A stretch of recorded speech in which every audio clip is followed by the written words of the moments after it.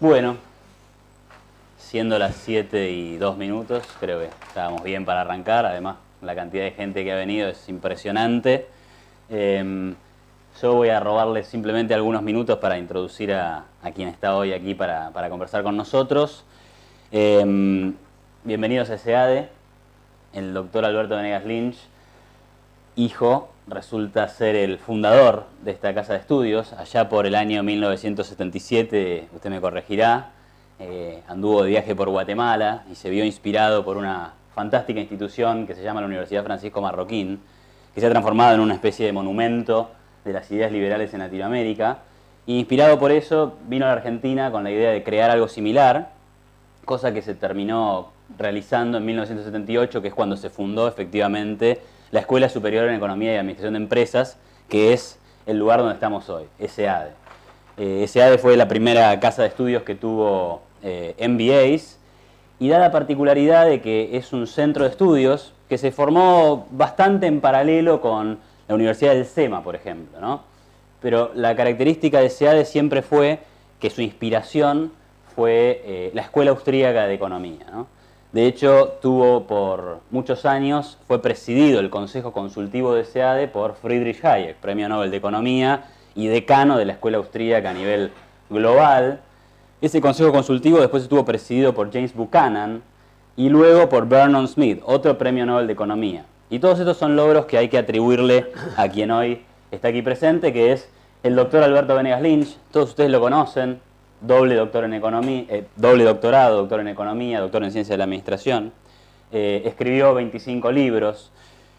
Otro decano de la Escuela Austríaca de Economía, del liberalismo a nivel hispanoparlante, si se quiere, es una referencia. Recientemente ha recibido el premio Juan de Mariana por la lucha en defensa de los valores de la libertad.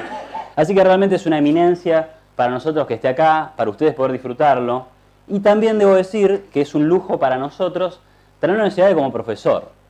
Recientemente con Adrián Rabier nos dieron la coordinación de la maestría en Economía y Ciencias Políticas de SEADE, maestría que, a su vez, fue ideada por James Buchanan, que le recomendó a Alberto que había que hacer algo que combinara tanto la economía como la política.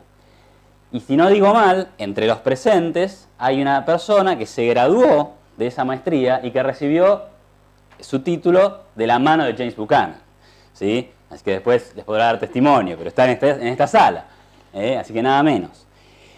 Y con Adrián Rabier nos dieron la tarea de conducir esta maestría nuevamente, cosa que empezamos allá a mediados del 2018, perdón.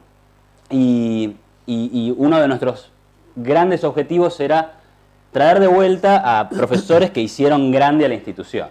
Bueno, y tuvimos la fortuna de que Alberto se enganchara con este proyecto y hoy es uno de nuestros profesores. De hecho es el profesor de Enfoques Económicos Institucionales. Así que todo alumno que cursa la maestría en Economía y Ciencias Políticas en SEADE tiene el lujo de tener un seminario fantástico con Alberto, entre otros grandes profesores que tenemos. Pero bueno, así que muchas gracias, bienvenidos a todos. Y hoy tenemos a Alberto Venegas Lynch, que hablará sobre un mea culpa de nosotros los liberales. Y bueno, muchas gracias, Alberto, y bueno, un lujo. Bueno, gracias. Gracias. Bueno, muchas gracias, Iván, por esa presentación tan afectuosa que solo un amigo puede hacer. Yo no voy a usar PowerPoint. Yo me acuerdo siempre en los años 70 que di un seminario junto con dos gigantes que me tenían muy cohibido, Robert Nozick y un profesor de Chicago, que ahora no recuerdo el nombre, que daba Richard Epstein. Que Richard Epstein, algunos de los miembros de la audiencia le pidieron que baje la velocidad con que estaba desarrollando sus ideas, y lo hizo y perdió el hilo. Entonces tuvo que volver a la velocidad anterior, que era imposible seguirlo. Pero en todo caso, me quedó siempre grabado una contestación que hizo Robert Nozick cuando le preguntaron si usaba PowerPoint. Y dijo: yo nunca uso PowerPoint por dos motivos. Primero, no quiero dos polos de atracción. Y segundo, no uso aparatos como machetes. Hay distintos estilos, yo sé que en distintas cátedras se requiere, para ilustrar lo que se está diciendo, el PowerPoint. Si ustedes han observado, hay gente que habla de espaldas a lo que está proyectando, quiere decir que estudió la materia, y otros están usándolo como machete, y la gente piensa, ¿para qué diablos vine acá y no me pasan una fotocopia, que es más cómodo leer en pijamas en casa, ¿no? Robert Nozick era una estrella en ese momento, en el año 74, publicó el libro State, Anarchy and Utopia, que tuvo un éxito fenomenal. Dicho sea de paso, digo que jugaba pésimo al tenis, ese es lo único que le gané. Pero quiero esta noche conversar con ustedes sobre algo distinto de lo que habitualmente vemos en los medios. Yo creo que hay una carga demasiado pesada en lo que genéricamente se llama la coyuntura.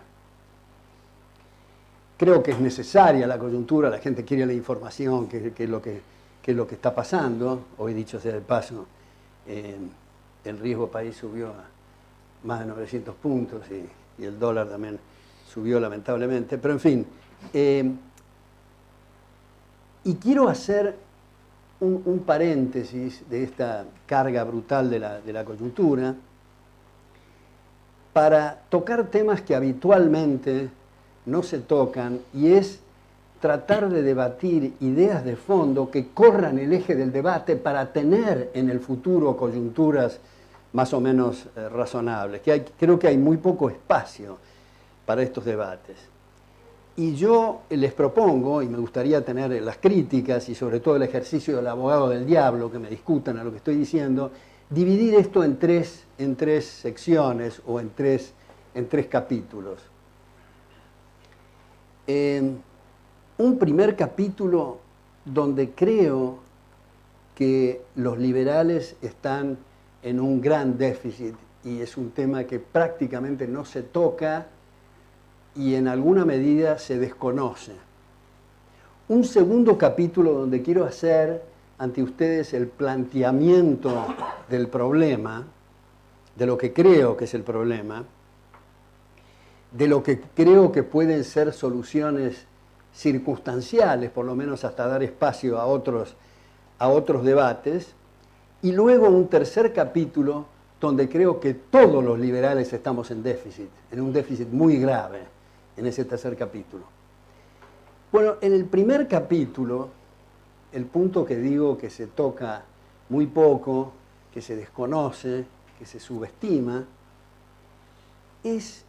son los cimientos del sistema liberal, son los cimientos de la libertad, son los cimientos del libre albedrío.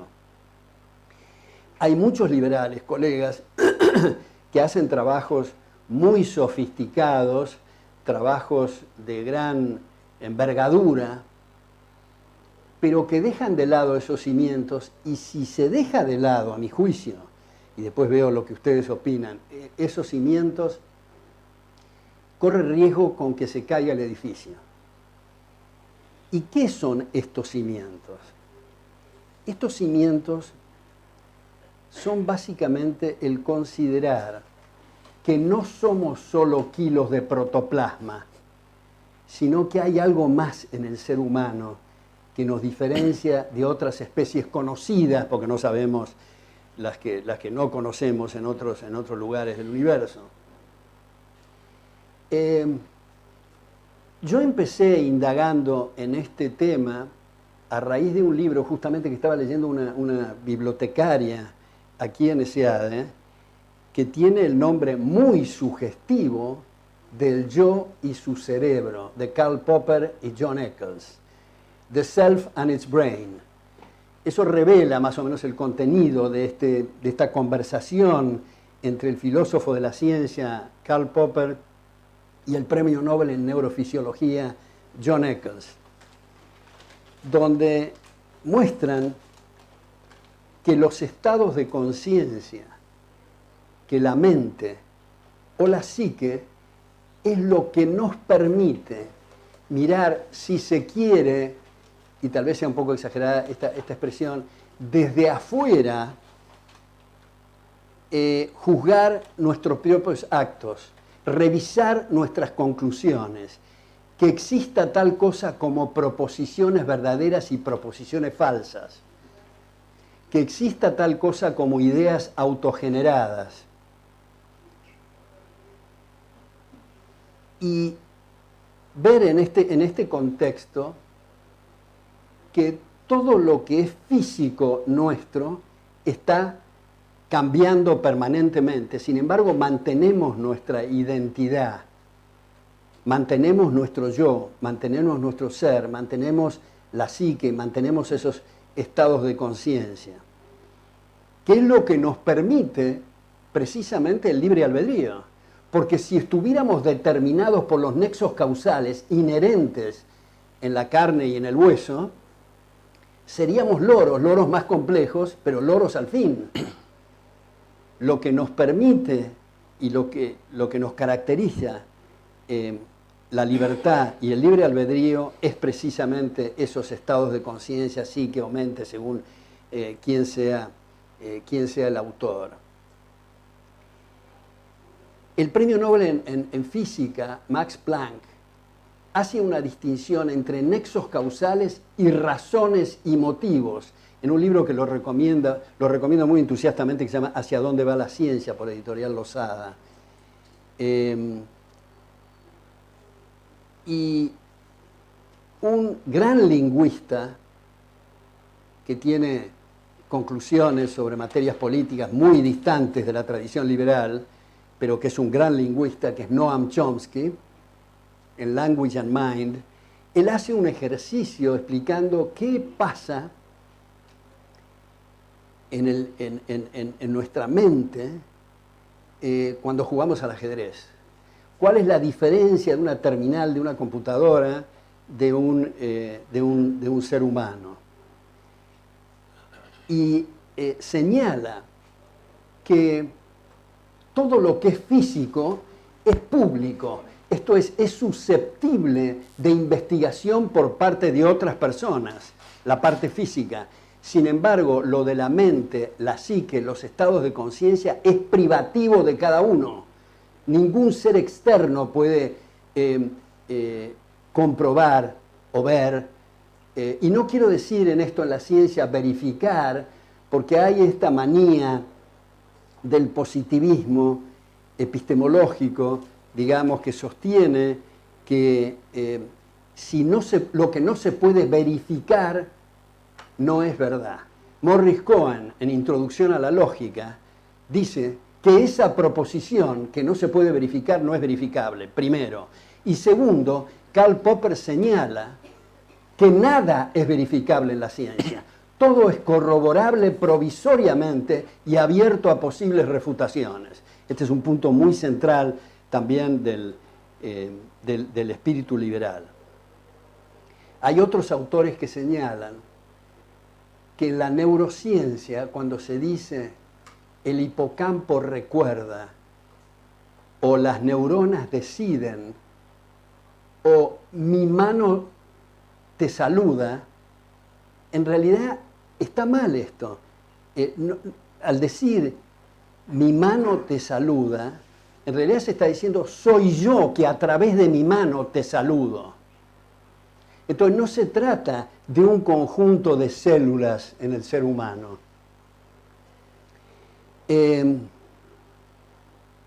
Incluso en la terminología que a veces utilizamos y decimos la memoria de la computadora. En realidad nuestros abuelos, nuestros bisabuelos, usaban a veces el pañuelo y hacían unos nudos para acordarse de determinadas cosas y nadie en su sano juicio dice qué memoria tenía el pañuelo. O si guardamos archivos en un galpón, no decimos qué memoria tiene el galpón. La memoria es propia del ser humano. Incluso cuando hablamos de computadoras, no computan, son impulsos eléctricos programados por el ser humano. Incluso cuando se habla de inteligencia artificial, inteligencia es interlegum, leer, captar esencias, captar el contexto, que no es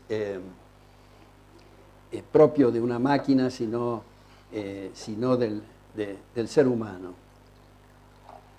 Y en este contexto, en este mismo contexto, hay a veces la tendencia, a veces se nos escapa, digamos, que cuando no compartimos lo que una persona dice o actúa, cuando se sale mucho de la media, cuando se sale mucho del promedio,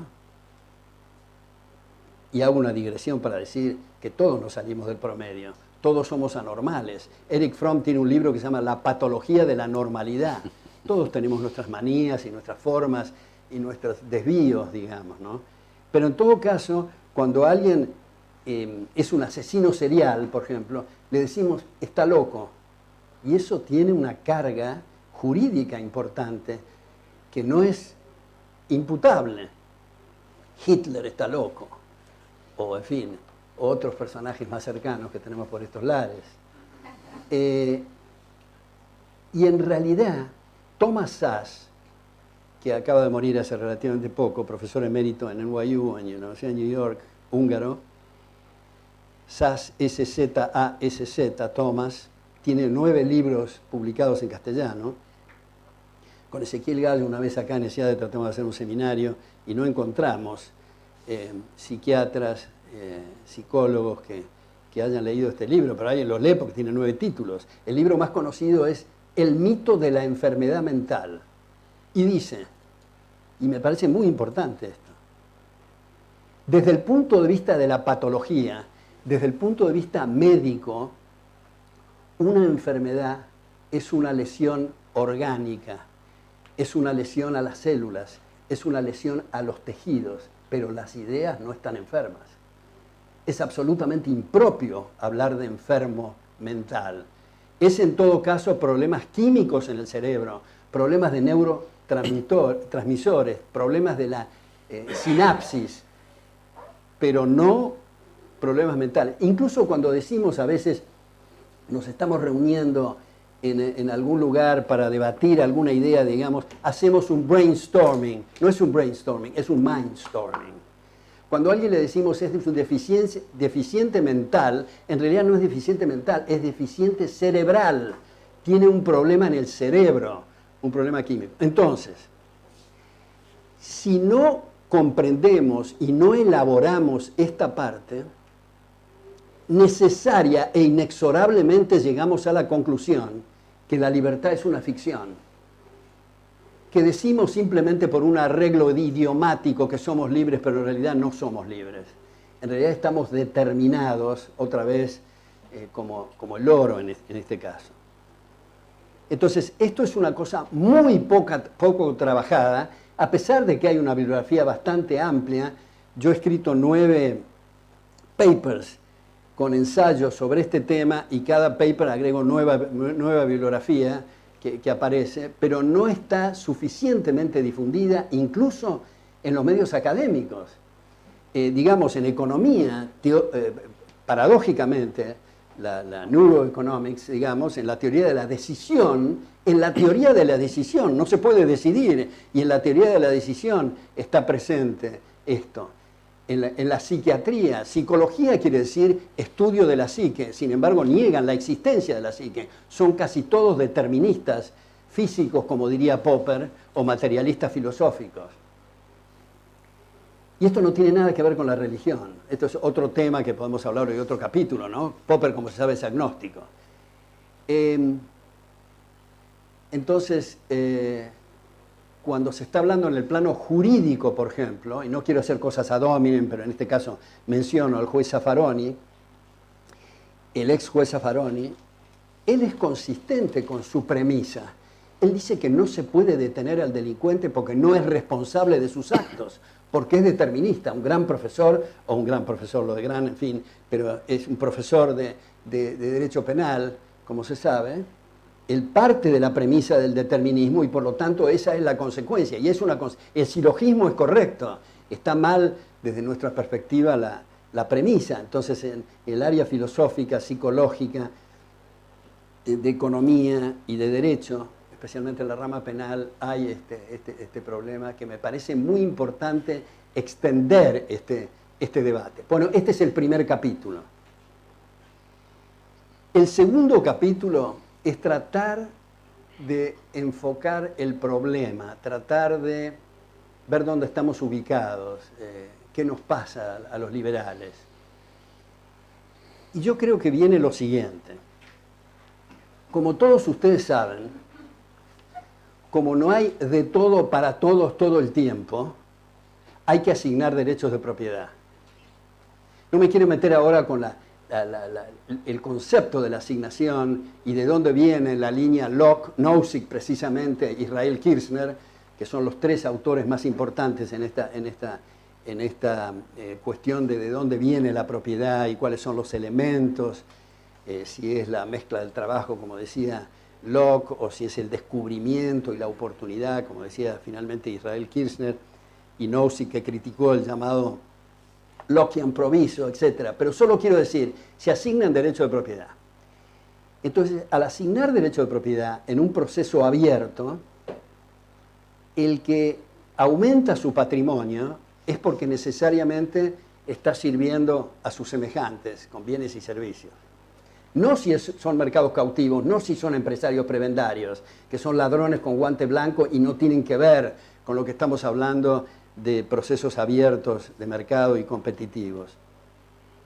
Entonces, hay diferencias, hay un delta. Muchos critican las diferencias en el Gini ratio por la distribución, digamos, del ingreso, pero en realidad la distribución del ingreso corresponde a lo que cada uno de nosotros estamos haciendo diariamente en el supermercado y afines. Thomas Sowell nos sugiere a los economistas que no hablemos más de distribución, porque él dice los ingresos no se distribuyen, se ganan. Porque si hablamos de distribución parece que hay un bulto que tenemos que hacer algo con eso. Entonces, una vez que vemos que hay deltas, que hay diferencias, en realidad Robert Barrow explica que es irrelevante la diferencia es consecuencia de lo que nosotros estamos votando. Lo importante es el promedio ponderado, es decir, cómo está la posición, si progresa la gente o si no progresa. Pero en todo caso decimos, este es el mecanismo para que los recursos escasos estén en las manos más... ¿Se puede cerrar ahí la puerta esa? Estén en las manos más eficientes y más productivas. Ahora, una vez que eso ocurre, viene el siguiente fenómeno. Aparece el fenómeno de la envidia y del resentimiento. No se acepta que Pedro tenga más que Juan. Hay que sacarle a Juan para darle a Pedro. O sea, establecer la guillotina horizontal. Establecer un sistema que es bastante contradictorio, porque si se sabe que la gente va a ser expoliada arriba de la marca que se redistribuye, no se va a producir por la diferencia y los de abajo van a esperar que se lo redistribuya, redistribución que nunca llega porque los de arriba no producen. Ahora, esa envidia es consecuencia, creo yo, después me dicen ustedes qué opinan, del desconocimiento de un tema elemental de economía. No es a veces por maldad, a veces con las mejores intenciones, pero esto es lo que flota. Saquémosle a Pedro para darle a Juan. Y en el sistema político en que estamos, en esta instancia del proceso de evolución cultural, no sabemos, en el futuro, como sabemos, el liberalismo nunca tiene palabras finales, estamos siempre en ebullición y en un proceso evolutivo, digamos. Siempre hay nuevos temas que aparecen, pero en este sistema político que estamos, los políticos que son cazadores de votos, y esto no es una cosa peyorativa, digo, son cazadores de votos, tienen que estar atentos a qué es lo que la opinión pública le demanda, porque si se ponen a hablar como intelectuales o como académicos, a pontificar y a filosofar sobre lo que nadie entiende, ni comprende, ni comparte, tienen sus días contados como políticos. Es necesario, en el segmento a que apuntan, sea amplio o sea reducido, dirigirse a gente que comprende lo que están diciendo. Y si está muy generalizada la idea de la envidia, entonces el político propone la redistribución de ingresos. Propone reasignar recursos en sentidos distintos de lo que había asignado al mercado, lo cual quiere decir que baja la productividad, bajan las tasas de capitalización y por lo tanto bajan los salarios en términos reales. O sea, empobrece. Empobrece, pero eso es lo que venimos viendo permanentemente en muchos países, no solo en el caso argentino. En el caso argentino venimos hace 70 años a los tumbos con este tema. Entonces, ¿qué se puede hacer desde el punto de vista del liberalismo frente a esta situación que parece una encrucijada y parece un callejón sin salida y parece imposible resolver este tema? Bueno, decimos, un punto central, un punto medular es la educación. En la experiencia que tenemos, yo el año pasado cumplí 50 años de dar clases, empecé en el año 68 en la Cátedra de Finanzas Públicas. Soy virgen en cuanto a los PowerPoint, dice ese espacio, pero en fin. Y creo mucho en esto, creo que chicos y chicas en las universidades son muy abiertos, son muy hospitalarios, son muy receptivos, pero si no tienen la oportunidad de escuchar otra campana, desde luego que va a haber otras consecuencias, que es lo que ha venido ocurriendo. Pero aquí tenemos otro problema. Cuando se pasan los mensajes así a la opinión pública, y es lo que decía Hayek, la economía es contraintuitiva. Lo primero que pensamos está mal. Hay que volverlo a pensar, profundizar, mirar de otro lado. Si vemos un tipo que pasa con un Mercedes-Benz y otro un Fiat chiquito, decimos, ¿por qué no distribuimos si los dos tienen un Ford Falcon o qué sé yo? En fin, pero no se miden las consecuencias de eso que se está diciendo. Es contraintuitivo. Entonces, tenemos un problema político por este asunto de los cazadores de votos en el contexto de la envidia, y tenemos un problema también en el área educativa, no en el aula universitaria, no en estos recintos donde yo me siento tan cómodo y me parece algo crucial, es el submundo del futuro, lo que está pasando en las universidades. En ese sentido, el marxista Antonio Gramsci tenía muchísima razón. Tomen la cultura y la educación y el resto se da por añadidura. Es una verdad extraordinaria de Antonio Gramsci. Entonces, ¿cómo podemos operar mientras trabajamos en la educación? Yo creo que hay algunas reformas políticas que se pueden hacer. Hay varias personas que me han pasado información, entre ellas Natalia Basil acá, trabajos muy interesantes donde muestran para el poder legislativo hacer algo similar a lo que ocurre en los estados de Texas, de Vermont, de Nevada y North Dakota, y es que los legisladores son part-time. Y están obligados a dejar de sesionar en determinado periodo, para que no haya esa multiplicación absurda de leyes.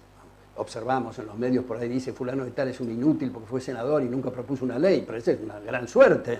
Lo que necesitamos es derogar legislaciones.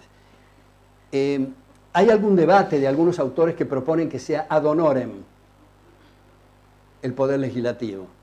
Pero creo que esto que ocurre en Estados Unidos me parece un tema interesante, además de algunas cosas de edades y cómo funcionan las cámaras que propuso Hayek en Law, Legislation and Liberty en el tercer tomo. Porque en el primer tomo de ese libro, Hayek dice, en los primeros renglones de la edición del año 73, Hayek dice, hasta ahora el esfuerzo liberal ha sido descomunal en lo que ha hecho en la historia de la civilización. Pero tenemos que reconocer con cierta tristeza que hemos fracasado en cuanto a poner límites al Leviatán. Entonces, en el tercer tomo sugiere algunas otras cosas en el legislativo. Bruno Leoni, para el Poder Judicial, sugiere que se abran las puertas de par en par para arbitrajes privados, sin ninguna reglamentación de ningún tipo, incluso que no sean abogados, que a veces es mejor. O sea, en fallos en competencia por árbitros privados, como ocurría en el Common Law en Inglaterra al principio y en la época de la República antes del Imperio en Roma. Y acá les va a llamar la atención y pueden pensar que tengo alguna deficiencia cerebral, no mental. Y es una nueva lectura de un párrafo muy importante de Montesquieu en El espíritu de las leyes, donde dice que el sorteo, la elección por sorteo, está en la esencia de la democracia. Eso ha sido muy poco citado, ese pasaje, pero es muy importante, y eso ocurría en algunos lugares, en la República de Venecia, en la República de Florencia.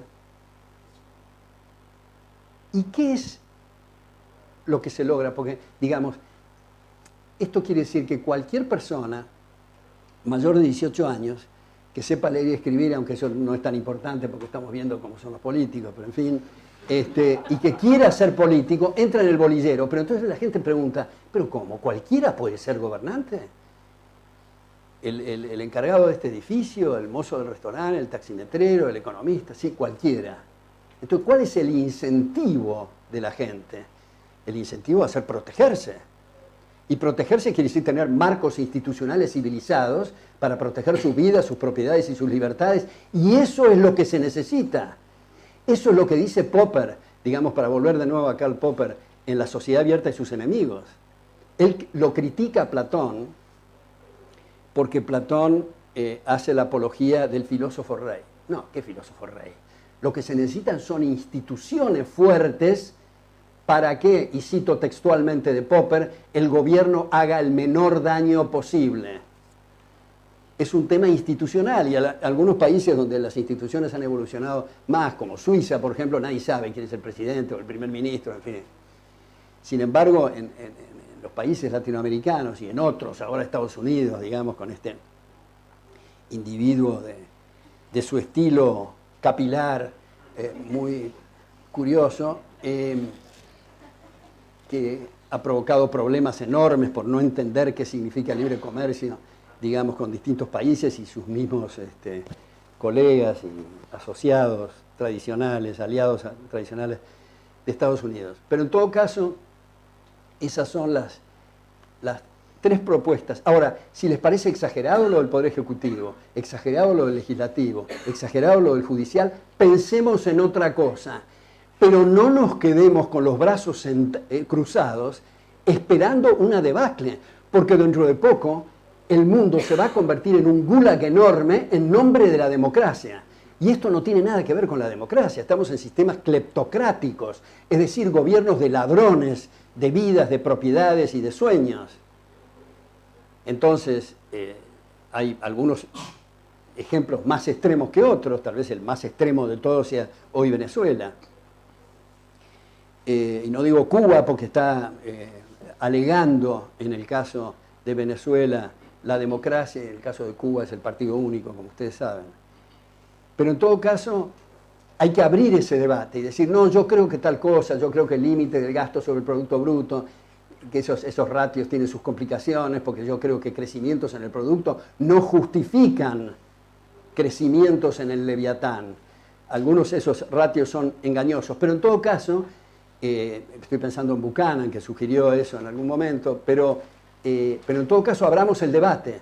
Digamos, sí, no podemos estar así. Simplemente estamos discutiendo a ver quién gana en las próximas elecciones, y de nuevo, y de nuevo, y de nuevo. No, un minuto, tenemos que revisar el sistema, porque estamos utilizando una pantalla que va a terminar liquidándonos.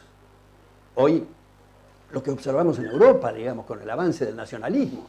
En Alemania, en las últimas elecciones, 88 escaños de neonazis en Alemania. Entonces, me parece que esto es un tema urgente para analizar. Este es el segundo capítulo. El tercero y último capítulo es el que creo que todos los liberales estamos en falta.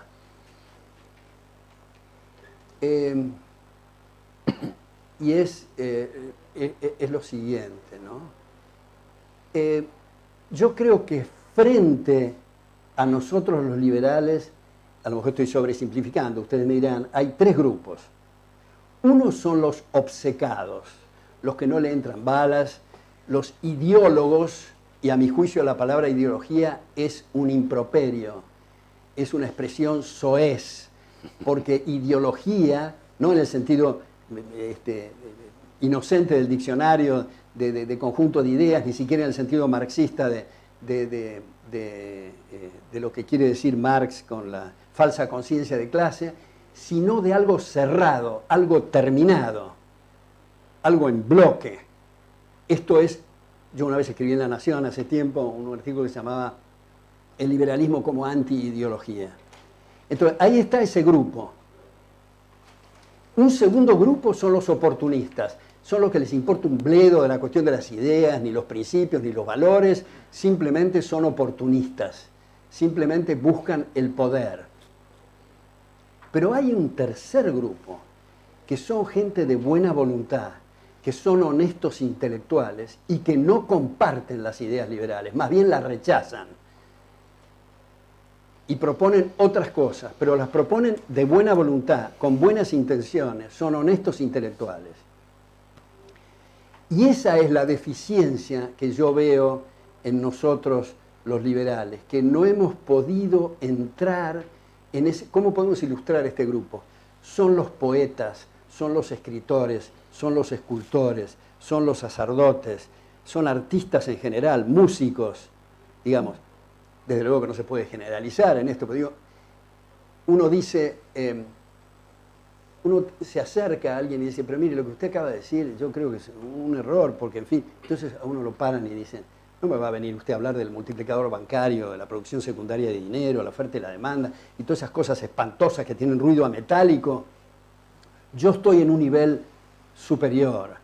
Sublime, y en realidad están en un punto bastante sublime, les interesa, lo que están haciendo son obras de arte extraordinarias, pero hay algo que pasa que no somos capaces de penetrar en ese reglón.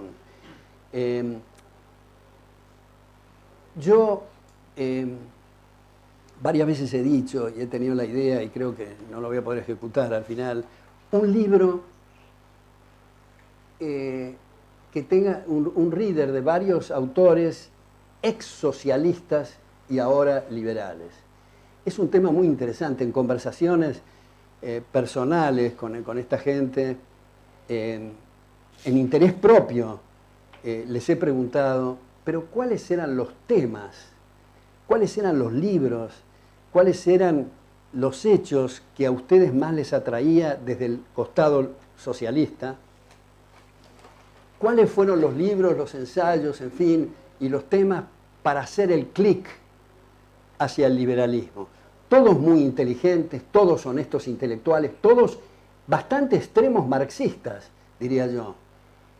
Y las respuestas, bueno, Gramsci siempre sale en la bibliografía esta, pero hay como, yo veo una especie de, yo no sé si llamarle de esta forma, pero una barrera emocional para llegar a estos grupos. Porque cuando alguien del grupo se sale de las ideas socialistas o de izquierda, es muy renegado por sus colegas. Por ejemplo, el caso, otra vez a Domin me hago, pero en fin, lo quiero mucho, a Marcos Aguinis. Marcos Aguinis es un escritor sobresaliente y que era de izquierda, y cuando hizo el cambio notó un vacío fenomenal en su... Y así ha pasado en otros casos. Entonces, yo lo que sugiero, a lo mejor acá en ESEADE, o en la UBA, o en Libertad y Progreso, no sé, se puede hacer una reunión y un ejercicio con psicólogos para recibir consejos de cómo pulir el mensaje, en qué parte es lo que estamos fallando, si vamos directamente a los bifes, como se dice, al grano, tenemos ansiedad por explicar esta cuestión y deberíamos de buscar no digo un rodeo, pero una introducción distinta para lograr este objetivo. Entonces, estamos todos los liberales en déficit en esto. Hay como una especie de vacío muy grande, una distancia muy grande con ese grupo que he ilustrado con esta gente. Bueno, esos son los 3 capítulos. Muchas gracias.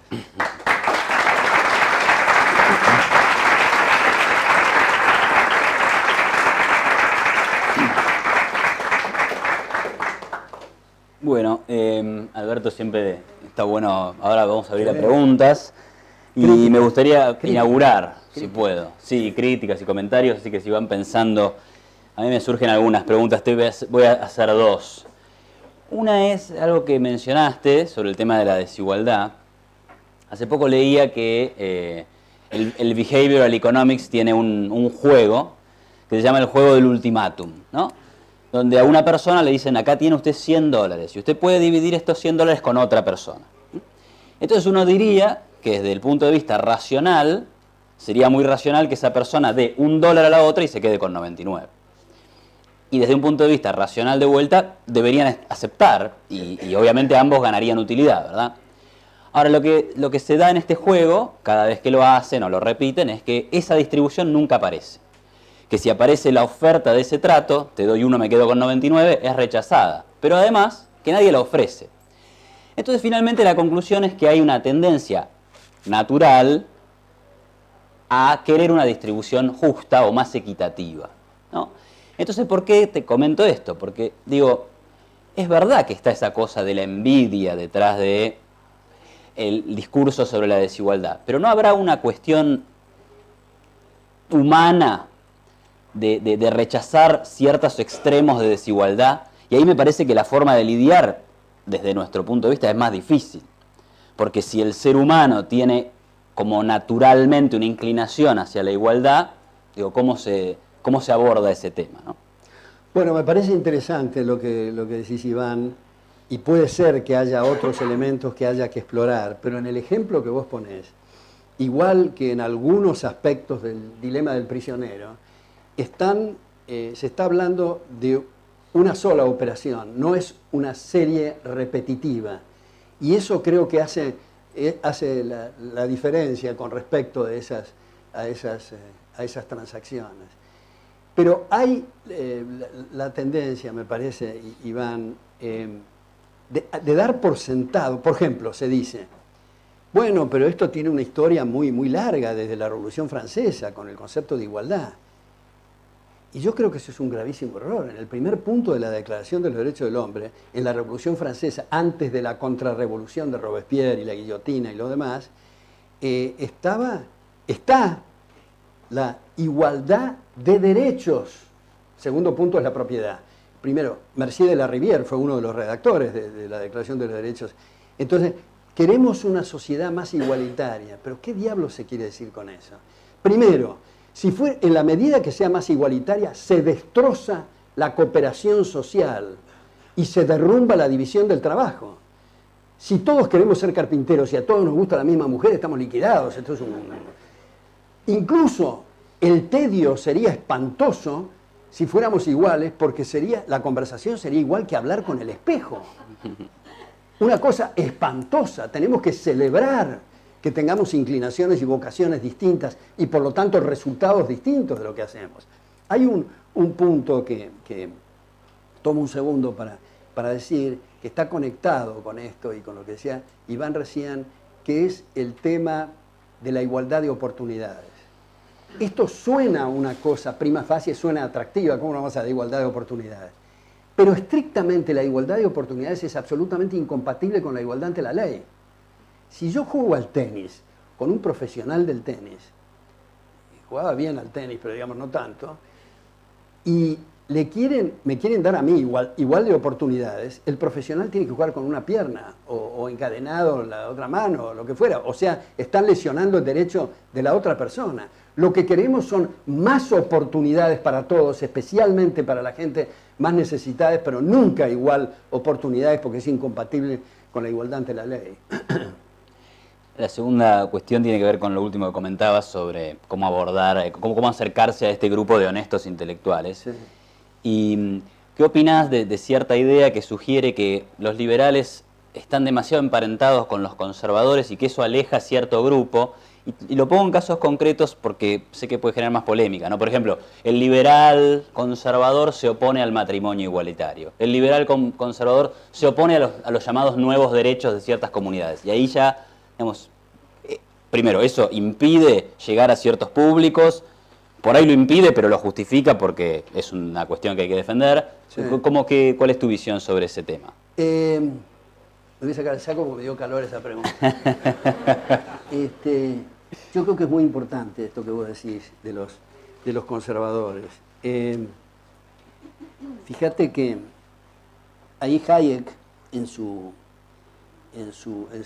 obra, tiene un capítulo que se llama ¿Por qué no soy conservador? Y donde hace un paralelo. Y yo quiero solo circunscribirme que el conservador está atado al statu quo. El liberal está abierto a las innovaciones y a nuevas incorporaciones. El conservador tiene una tendencia a atar la política con la religión, la separación entre la Iglesia y el Estado. El conservador tiene una tendencia nacionalista. Tal vez no se puede, alguien puede levantar la mano y decir yo soy conservador y no comparto eso. Bueno, pero la cuestión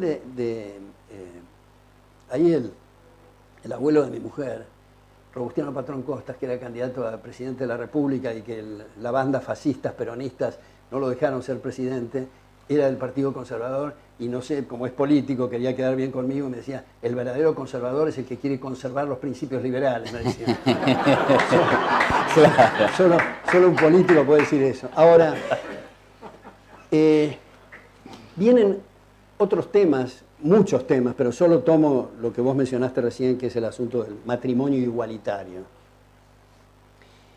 Si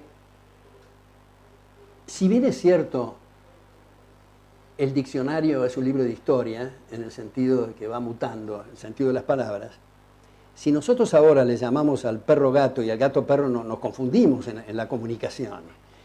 Yo creo que la palabra matrimonio tiene una larga tradición, que viene de mater, de parir, digamos, y que no es posible que eso ocurra entre gente del mismo sexo. Entonces, llamarle matrimonio igualitario me parece una afrenta a una institución que tiene otro sentido, lo cual no quiere decir que desde el punto de vista liberal no se respete esa relación. Y como dije una vez por radio, que a mi suegra le llamó la atención, que dije incluso una persona que se quiera poner a novio con una cabra tiene que ser respetado. Las asambleas de 10 hombres y 3 mujeres y todo lo que se les dé la gana, todo, siempre y cuando no lesione derechos de terceros, tiene que ser respetado. Lo cual no quiere decir que uno adhiera a ese o aquel valor, pero se hace intolerable la sociedad si levantamos el dedo, nos ponemos en moralistas y queremos que todos hagan lo que nosotros decimos. Si tenemos alguna idea y queremos convencer a alguien, tenemos que tratar de persuadirlo. Si no nos quiere oír, mala suerte, pero digamos, hay que... Y respetar no quiere decir adherir, no quiere decir compartir. Más aún, creo que la tolerancia, que es otra palabra, una palabra que tiene cierto tufillo inquisitorial, pero en fin, en el sentido de que yo perdono a los que están equivocados, en fin, los derechos se respetan, no se toleran. Pero digamos, el test máximo es cuando uno no comparte el proyecto de vida del otro, el test máximo de tolerancia y de respeto. Entonces hay algunos puntos que tal vez se confundan con la cuestión del conservador, pero que hacen a la esencia del liberal.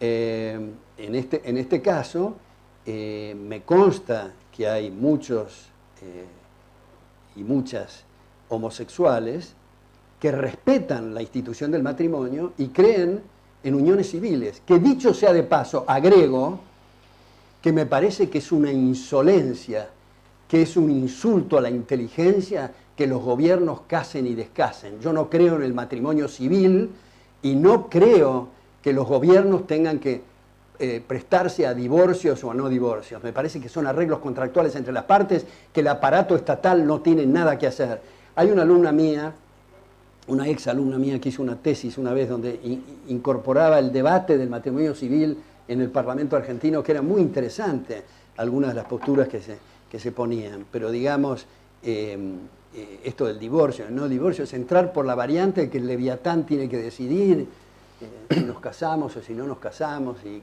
cómo hacemos las cosas, ¿no? Gracias, Alberto. Si quieren hacer alguna pregunta, levanten la mano y serán... Sí, Hernán. Hernán Vigi es Sí.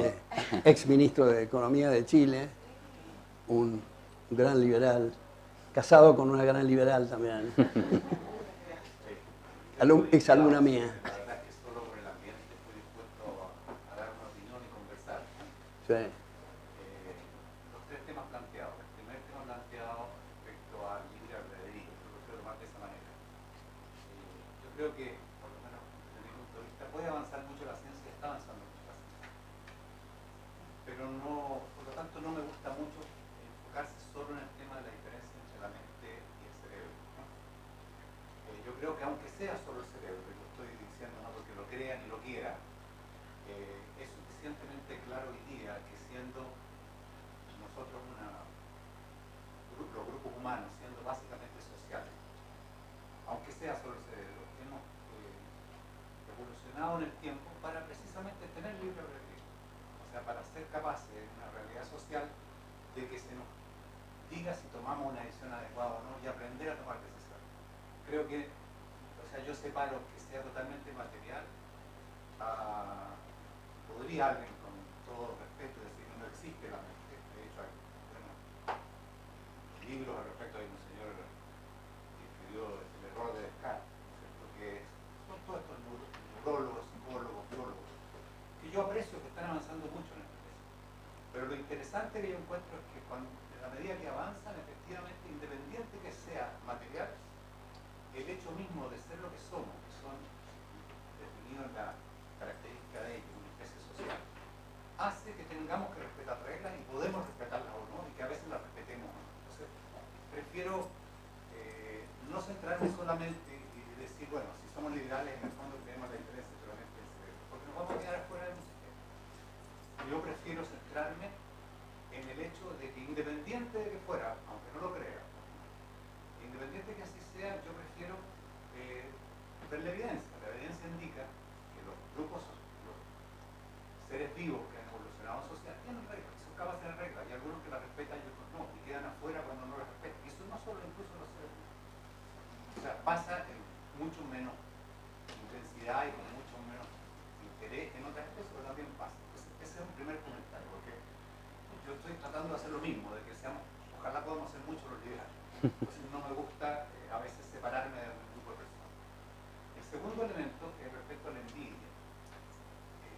Es interesante esto de la envidia porque, por otro lado, no es tan fácil, por ejemplo, que alguien tenga tanta envidia de Messi, ¿no? O sea, por decirlo así, ¿no? Perdón, ¿tanta envidia de qué? De Messi, ¿no? O sea, hay, y esto también está comprobado y tiene que ver con estos contactos que estamos hablando, que tenemos una capacidad natural para percibir, no todos, porque a todos los seres humanos también somos distintos y algunos son más inclinados a una cosa y otros a otra, pero probablemente las sociedades que han progresado son los que tienen suficientemente inclinados hacia el lado de aceptar de que hay personas que hacen algo y lo merecen y otros que no lo hacen y tienen que quedar afuera. Y doy el ejemplo de Messi porque la envidia que se siente respecto a Messi es muy distinta a la envidia que se siente respecto a, por ejemplo, un empresario. Entonces, yo en esa reflexión me planteo tres temas, ¿no? El primero recordar que los gobiernos por definición son predatorios. Desde que los gobiernos se crearon, si uno mira la historia de la evolución de la creación de los gobiernos, son predatorios. Y el gran dilema es que son predatorios, lo cual no quiere decir que hayan sido malos, porque a lo mejor han sido predatorios en un momento que dio un espacio superior al que existía antes, que también era predatorio, porque cuando tenía grupos peleando unos con otros, si uno mira la historia para atrás, a veces la creación de un espacio común, a pesar de que ese gobierno era predatorio, dio ayuda en el sentido que se pudo crear más riqueza. Es cosa de ver en Europa, ¿no es cierto?, como antes pasar de un pueblo a otro era tan difícil, ¿no? Porque no se podía, iban a sacar todo lo que tenía. La existencia de un gobierno ayudó a que eso se pudiera hacer, pero por definición es predatorio. Entonces tenemos que tener conciencia primero que es predatorio, por lo tanto tenemos que permitirle hacer lo que tiene que hacer teniendo la mínima predación. El segundo elemento es que siempre van a usar, dado que son predadores, van a usar todas las ideas que les permitan hacer su tarea, ojalá con algún grado de moralidad. Entonces, mi primer elemento respecto a esto es oponerse siempre a aquellas ideas que empiezan a justificar la envidia. O sea, por ejemplo, cuando se... Pasen por ahí para escuchar las preguntas. Las propuestas, ¿no? Yo creo que la primera regla que tenemos que tener en mente, primero, saber que es predatorio. Segundo, saber de que lo más peligroso son cuando se presentan ideas que parecen o científicas, que por ejemplo el marxismo se presenta como algo científico, o que son aparentemente muy justificadas para permitir que haga esa predación con algún grado de base moral. Creo, por ejemplo, que Keynes fue terrible. ¿Por qué? Porque justificó que los gobiernos, a lo mejor tenía razón en alguna parte, en algún momento, puede o no, es otra discusión, ya existiendo el dinero, como así, etc. Pero lo que logró es crear una idea que justificaba que los gobiernos pudieran hacer lo que querían con el dinero. Por lo tanto, se transformaron en predatorios de una forma muy fácil para ellos. Entonces, yo lo que me desespera es ver cómo muchas veces aceptamos con cierta facilidad esas ideas, porque nosotros mismos nos cuesta. Por ejemplo, es fácil caer en la idea, mire, que en realidad los ricos son cada vez más ricos, los pobres son cada vez más pobres, y veo que muy poca gente lo defiende, que es la verdad. Están los números ahí, eso más no se defiende. Si uno mira la historia de la humanidad, incluso la historia de los últimos 30, 40 años, no, si Estados Unidos se han hecho los ricos más ricos, los pobres más pobres. No, esto no es correcto. Si uno mira lo que quieren vivir de la manera correcta, no es correcto. Y sin embargo lo aceptamos. Entonces, pero en la medida que lo aceptamos, permite a su vez la moralidad de la predación. Entonces, mi segundo punto es, obviamente, defenderse con dientes y uñas de todas estas ideas. Mientras más científicas son, mejores aparezcan, más fuerte tiene que ser nuestra defensa. Y a veces es difícil, porque irse por encima de lo políticamente correcto cuesta mucho. Y el tercer planteamiento que respecto a este tema es buscar ojalá ideas innovativas para que no puedan ejercer la predación, sino que puedan ejercer el poder. Yo te digo de Leonora que incluso alguna tesis nunca la hizo. Sí, hay que pechar. Pero yo, por ejemplo, he aprendido bastante de los izquierdistas. Con los izquierdistas uno ve que hoy día el poder de imperio del gobierno no existe para lo que nosotros entendemos que son los delitos de verdad.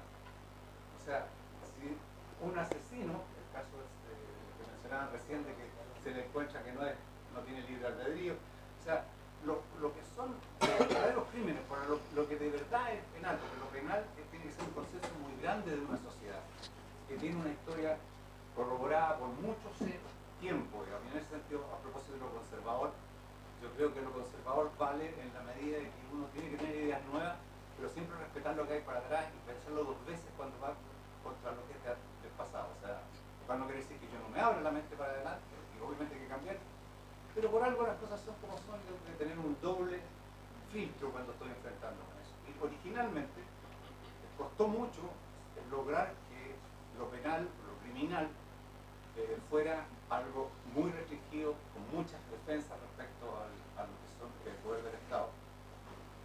Y sin embargo hoy día nos encontramos que la curiosidad de que los verdaderos crímenes hoy día es muy difícil, lo que yo entiendo verdaderos crímenes son muy difíciles de realmente usar el poder de imperio, y sin embargo hay una cantidad de otros crímenes que se han inventado, como penales, digamos, Estados Unidos el campeón, en el cual se usa ese poder del imperio del Estado para precisamente poder imponerse en lo que quiera el Estado. Por ejemplo, no tendría por qué ser penal, si a algún señor se le ocurre en un gobierno que tiene un problema cambiario, ser penal lo cambiario.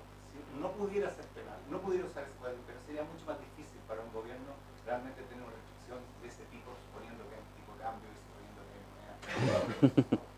Eso es otro tema, ¿no? Bueno. Entonces, ese es el segundo. Sí. El tercer punto. Bueno, Gracias. para ir por orden, por lo que dijiste, Hernán, te agradezco las reflexiones. Yo creo respecto del primer punto hay dos aspectos ahí. Uno, que la expresión misma respeto no se puede poner, a mi juicio, como un correlato con lo que ocurre con los animales. Por situaciones repetitivas se acostumbran a que es mejor hacer esto que aquello. Cuando estamos hablando de respeto, estamos hablando de acciones deliberadas. Y al hablar de acciones deliberadas, estamos hablando de esto, que subrayo, por eso tú dices, no estoy diciendo que sea todo materia, en fin. Pero yo sí quisiera decir que no es todo materia y que no podríamos tener ideas autogeneradas, ni revisar nuestros propios juicios, ni el tema de proposiciones verdaderas y falsas, y el concepto mismo del respeto, si no es mente o no estados de conciencia. ¿Se puede apagar el aire? Sí. Estoy medio engripado. Y el subpunto que mencionaste en esta misma cuestión que estamos hablando, yo no quisiera, te entendí, Hernán, separarme y crear una especie de subgrupo de los liberales con este asunto del materialismo filosófico o el determinismo físico, como llama Hayek. Yo creo, Hernán, que no hay que tener miedo de eso. Sabemos, tú y yo, y los demás que están acá, que los liberales no somos una manada, que no opinamos todos en bloque y opinamos lo mismo. Lo atractivo es precisamente la confrontación, la discusión, el intercambio de ideas, sea en estos proyectos políticos que mencioné o sea en cualquier cosa, en este tema, hablar del materialismo. Y el segundo capítulo que mencionaste, el tema de la envidia con el ejemplo de Messi, yo creo que es muy interesante eso, Hernán, y muy curioso, porque cuando vienen, qué sé yo, no sé, Bertie está en el asunto de los Rolling Stones y todo eso, pero en fin,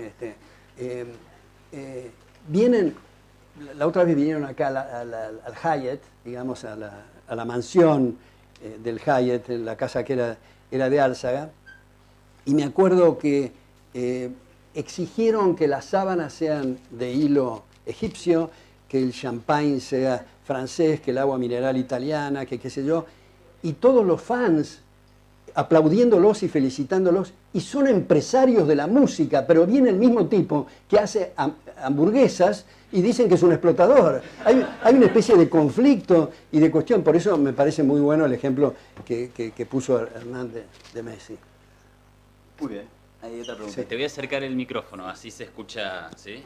Así que tenelo. ¿Qué tal, Alberto? ¿Qué tal? ¿Cómo estás? Bien. Lo que sí, ¿Cómo se hace? miramos ahí, no.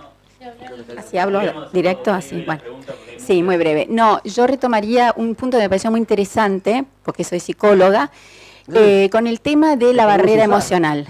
Podemos usar. Sí, lo estuve pensando bastante. El otro día me llamó mucho la atención porque vi en un programa que se llama Corea del Centro, muy graciosamente titulado Corea del Centro, el candidato por Despertar, a José Luis Espert, que, bueno, contestó varias preguntas de los dos periodistas de tal forma que desmontó un poco los preconceptos que ellos tenían. Por ejemplo, se quedaron muy sorprendidos cuando Espert dijo que el kirchnerismo había instalado 1 millón de ñoquis así, digamos, de forma totalmente arbitraria al final del periodo. Pero al final, uno de los periodistas, que era el hombre, no me acuerdo el nombre del... Tenenbaum, le dijo, ¿sabe lo que pasa? Le voy a decir una cosa, Espert. A mí, si usted llega a ganar, me da miedo. Entonces, ahí es como que un salto completamente loco para mí en el discurso, porque realmente tocó un tema que a mí me parece fundamental, que es que la gente le tiene miedo a la libertad, de alguna forma, o a planteos que les da como miedo revisar algunas cosas. Solo el pensarlo les da miedo, porque en esa mesa, y por eso me encantaría que te explayaras un poquito más sobre ese tema. Yo creo que a raíz de esa reflexión también muy interesante, es otro motivo para hacernos la autocrítica. Porque si hay ese miedo, quiere decir que hemos pasado pésimo el mensaje. Yo creo, bueno, todos ustedes saben que tendemos a ser más benévolos con uno mismo que con los demás. En lugar de estar diciendo por qué diablos la gente no entiende lo que estoy diciendo, deberíamos decir por qué diablos soy tan inepto para pasar el mensaje. Y eso calma los nervios y nos ayuda a hacer los deberes para la próxima vez volver al tema. Ahora, en el ejemplo que vos ponés de José Luis, una vez comiendo en casa con Mechi y otros, Yo planteé lo siguiente, había salido ese día, o el día anterior, no sé, o la semana anterior, un artículo de José Luis sobre el ajuste. Y quien había hecho la caricatura de ese artículo era la Argentina, la cintura en el medio, con un cinturón donde salían chorros de sangre. Entonces, José Luis estaba disgustado por esa caricatura. Y yo dije en esa mesa, yo quisiera plantear en esta mesa el concepto del ajuste. Porque a mí me parece que esa caricatura fue buena a lo que vos estabas diciendo, que era que había que hacer un ajuste. Y el punto es que el ajuste lo tenemos ahora, el ajuste lo tenemos hace 70 años, de manera que la terminología que utilizamos también tiene que ser distinta para no provocar esos miedos. A veces los miedos son justificados porque nos expresamos mal, porque pasamos mal el mensaje, ¿no? Acá había una pregunta, bueno, hay un montón. Bueno, acá vamos por ahí y empieza ya, así no monopolizamos el. Buenas noches, Alberto. Siguiendo con lo que preguntó ella y complementándolo con un viaje que hice hace poco a Berlín, a Praga, a todas ciudades que han vivido siglos de pesadillas, todo. La pregunta es, ¿qué tiene la libertad que no tenga otros valores, llámese, no sé, justicia, igualdad, equidad, templanza? Básicamente eso, ¿qué tiene la libertad? No entiendo lo que estás diciendo. O sea, básicamente, ¿qué tiene la libertad como valor o como institución que no tenga otros valores, llámese igualdad o equidad? ¿Y por qué la gente aprecia más la libertad que otro tipo de cosa como valor? Bueno, yo no estoy seguro, justamente a raíz de la pregunta anterior, que la gente aprecie más la libertad respecto de otros valores. Si tuviera que decirlo rápidamente e improvisar, diría que la gente le da más importancia a la igualdad de patrimonios que a la propia libertad. Entonces, me parece que tenemos que trabajar en ese sentido para poder explicar esto. Uno de mis libros, editado en Washington por Cato Institute, se llama La libertad es respeto al prójimo. Y yo creo que es eso, ¿no? Lo que pasa es que tal vez deberíamos de ponerlo en otra forma o decirlo de otra manera para que resulte más atractivo. Y después una conexión que el otro día hablando con un grupo de colegas decíamos que tal vez no hayamos sido capaces de mostrar que las políticas económicas que criticamos, que consideramos erradas, afectan principalmente a la gente más desprotegida. Esa conexión tal vez no la hayamos podido hacer bien, ¿no? Ahora, por ejemplo, el otro día estaba en un seminario viendo el tema de la tecnología. Yo creo que es interesante, esto lo resumo muy apretadamente, mostrar que los avances tecnológicos liberan recursos humanos y materiales para hacer otras cosas que hasta ese momento no se podían hacer porque estaban esterilizados en los sectores anteriores. Y si alguien levanta la mano y dice, bueno, porque es fácil, ¿o? Otros sectores, otras necesidades. ¿Qué otras necesidades? Está como suponiendo que estamos en jauja.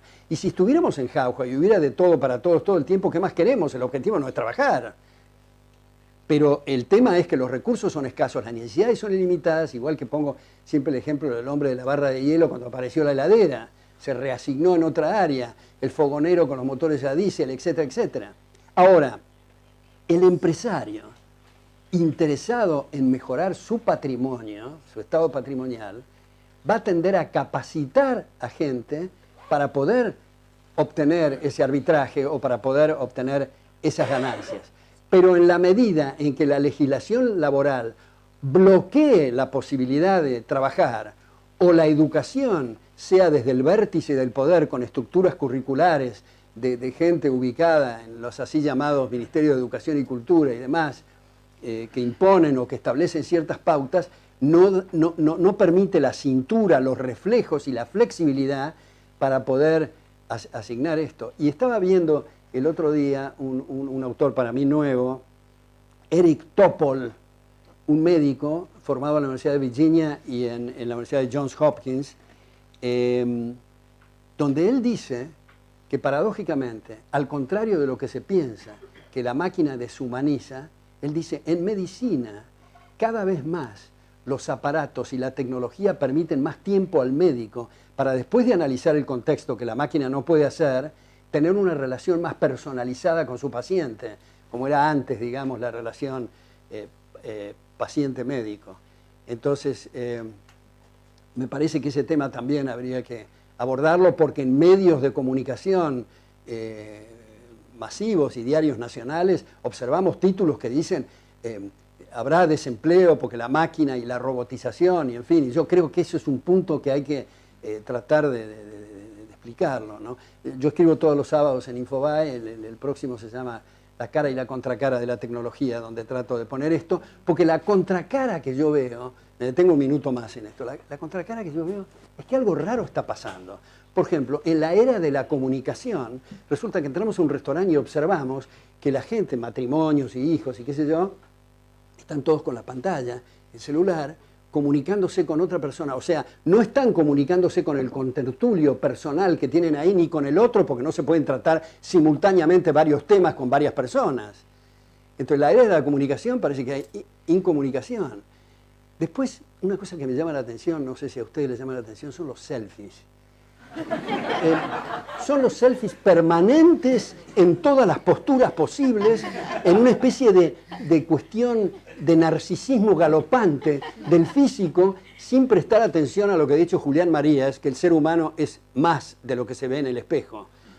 Y así en Twitter, yo hace 3 meses que estoy en el Twitter, son nuevo ahí, estoy medio como turco en la neblina, pero me resulta interesante, hay algunos debates muy interesantes.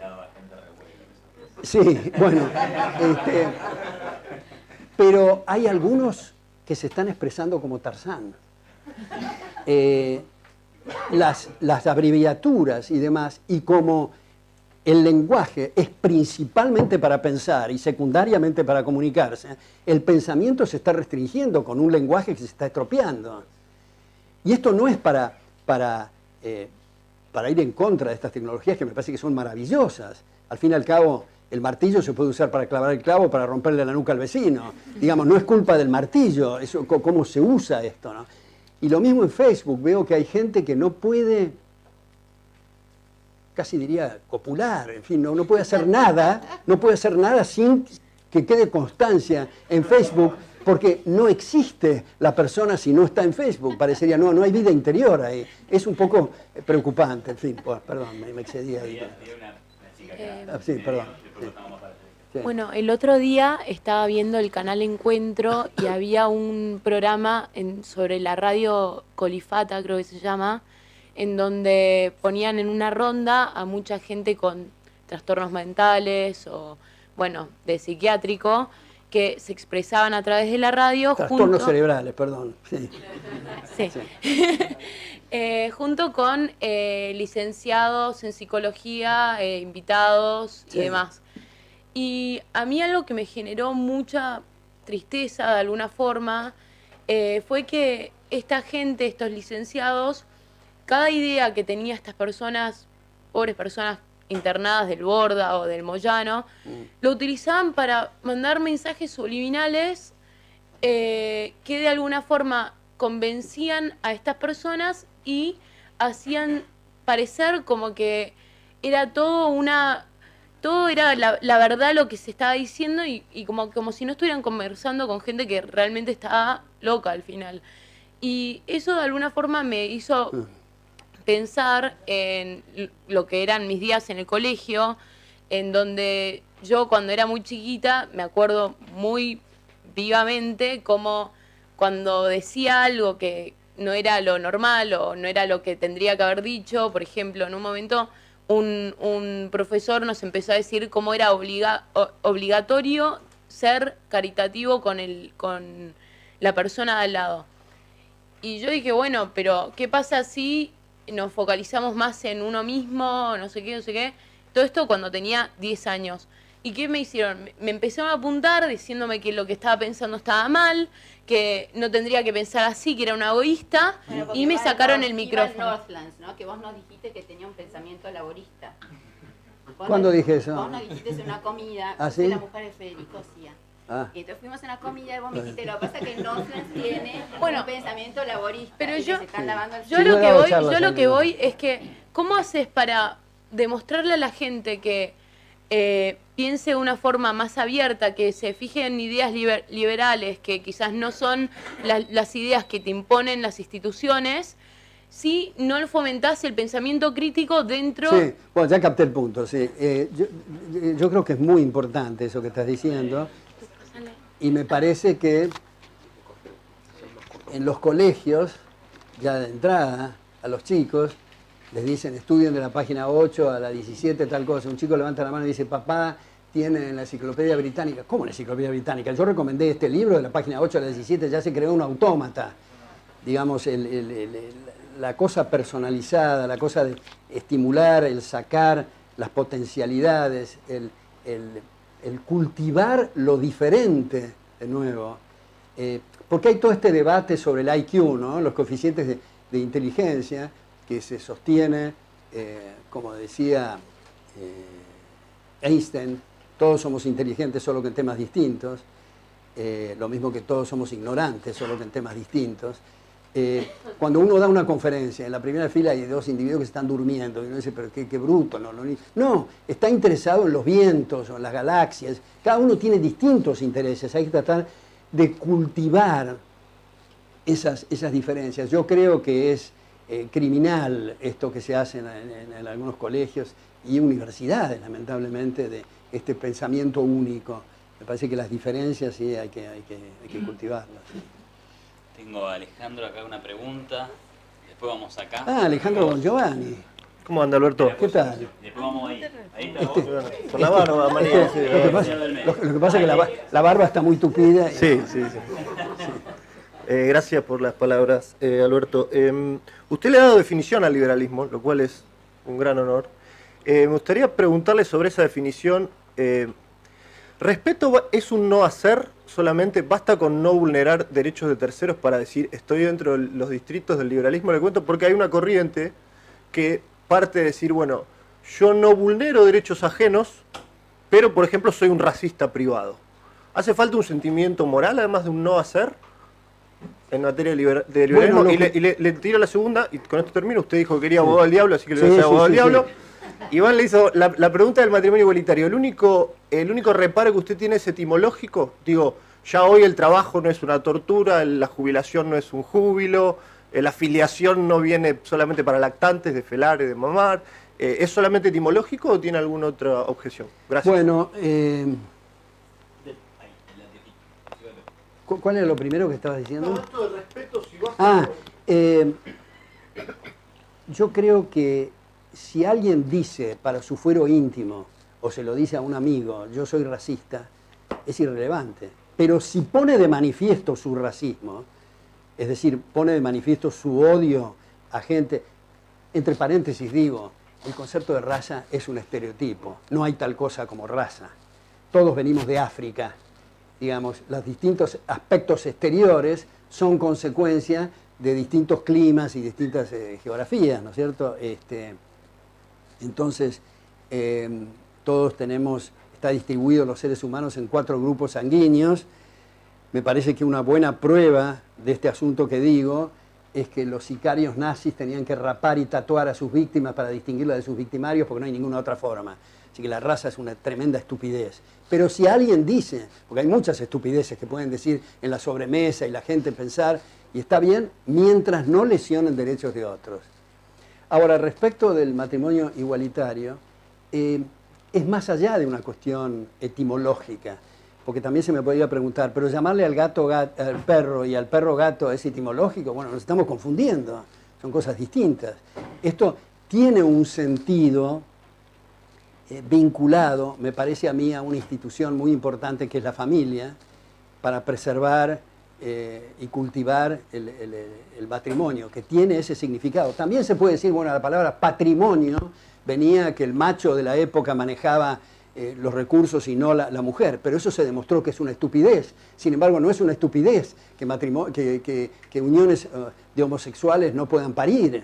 Mater es de parir, digamos, así que tiene otro sentido. Entonces, tiene un significado esa institución distinta. Por eso digo uniones civiles o cualquier otra denominación, pero esto ya tiene un significado y un concepto de familia que es distinto. Porque no terminaste una frase, empezaste a decir lo que decía Alejandro del primer... Siempre este es mi hijo que siempre me critica. Porque había sido por el lado de si la gente en la intimidad es racista en tu living, pero si fuera de eso dices, como que no terminaste la frase ahí. Bueno, si actúa en consecuencia, bueno, esto es, quiere castrar a otro que tenga otra etnia, digamos, ahí hay un problema. Pero esperar un minuto, si lo manifiesta y no lo hace, ese es el punto. Porque como dice Ron Paul, no, si la lo libertad de expresión no es para decir buen día. Claro, bueno, es cierto, y además hay que agregar que no puede caerse en el contexto de la libertad de expresión en lo que Robespierre llamaba los delitos de intención. Esto es una cosa, es manifestar y conversar, y otra cosa es lesionar derechos. Ahora, ahí veo a Carolina, otra alumna mía, que es una jurista ahora en Chicago, muy importante. Yo creo que habría que tratar de determinar también el significado de lo que el juez Holmes una vez expresó, el peligro manifiesto y presente. Esa figura habría que elaborarla un poco. Si es cuando está con el puñal por clavárselo, cuando ya se lo clavó, en fin. Buenas noches. Quería hacer 2 comentarios y una opinión. Pero es breve. No, pero deje que diga la opinión, sí. El comentario más que nada era agradecer por dar esta charla de forma, digamos, gratuita. ¿Cómo sabe que es gratuita? No. Bueno, yo no la pagué, a eso me refiero. Yo me pude anotar gratuitamente y venir a esta charla que me pareció muy efectivamente es gratuita, pero podemos reconsiderar. Sí. Bueno, pero alguien en definitiva está pagando Está bien. la luz, Sí. Ustedes están usando su valioso tiempo. Está bien. Hay un costo de oportunidad. Muy bien. Sí. Claro. La opinión más que nada va sobre lo que dijiste de ese grupo que... Mi segundo comentario en realidad era pedir disculpas si estoy nervioso y no me puedo expresar de forma correcta, porque no suelo hablar en público. Había un profesor mío, mientras te calmas, había un profesor mío que en Estados Unidos que siempre, cuando recibía comentarios que lo quieren alabar y qué sé yo, el tipo decía, let's go to the butts. Vamos a los pelos directamente. ¿Cuál es el problema? Sí. Sí, y la opinión era sobre los grupos a los cuales vos dijiste que los liberales no supimos entrar y no les supimos hacer llegar el mensaje. Y que acá es como que esos grupos yo siento que no tienen resentimiento. Generalmente son gente de trabajo, con buenas intenciones, pero que las ideas las cuales tiene son ideas utópicas. Porque esas son las ideas que generalmente, bueno, como dijeron en las instituciones educativas, son las que te inculcan. Entonces, cuando esas personas de trabajo, personas comunes, entienden que no puede haber de todo para todos todo el tiempo, yo creo que no es su resentimiento el que afecta a la sociedad, sino que es el hecho de cómo lo van a juzgar a esa persona. O sea, querer conservar tus propiedades y no querer redistribuir, digamos, sos mal visto. Yo siento que la culpa, siento que, por lo menos en la sociedad argentina, lo que veo es que la gente es muy solidaria y es muy blanda a los discursos utópicos en los cuales hay que redistribuir.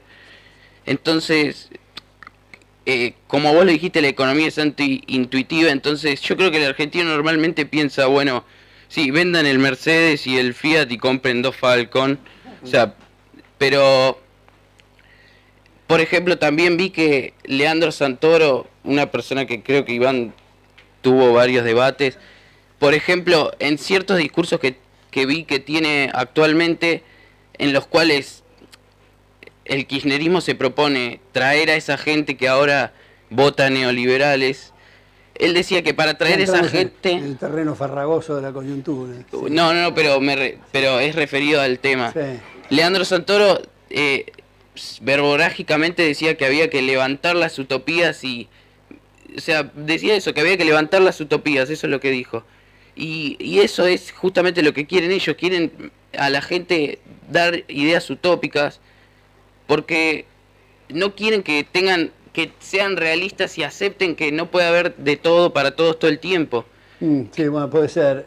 Respecto de la solidaridad que decías, yo paso un chivo acá y recomiendo muy entusiastamente un libro que escribimos con Martín Krause, que se llama En defensa de los más necesitados, donde hacemos un trabajo de investigación de lo que ocurría en la Argentina, en Inglaterra y en Estados Unidos antes del llamado Estado, de esa contradicción en términos llamada Estado benefactor, y era una cosa extraordinaria. Incluso poníamos el ejemplo de los indios mapuches, la solidaridad con huérfanas y con enfermos, y en fin.